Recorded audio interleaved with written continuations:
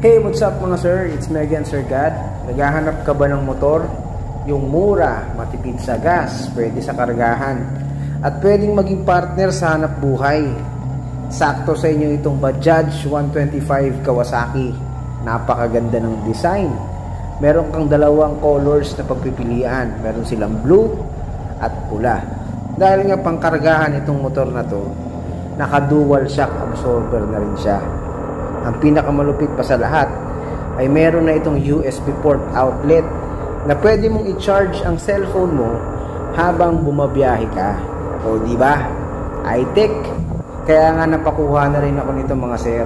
Yun nga lang, syempre, hulugan. Gagamitin ko kasi siyang pang-delivery ng tubig para sa aking tubigan. Okay, sige, hinto muna tayo sandali at sisilayan lang natin yung carrier na ikakabit dito sa motor kung okay na ba.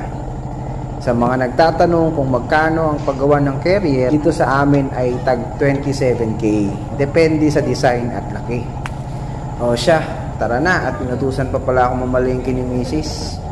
Sa biyahe, papuntang palengke, nakasabay ko sa Sir Cuenca. Nagbatian lang kami ng kaunti at dumiretso na rin ako. Ang ganda talaga dito sa palengke namin dahil nasa tabi lang siya ng dagat. Pwede kang standby habang pinapanood mo yung paglubog ng haring araw.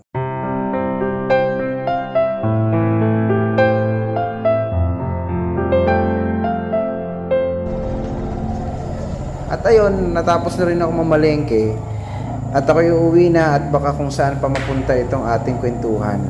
Again, this is Sir God. Ingat po tayong lahat. Keep safe, ride safe, and God bless us all. Bye-bye!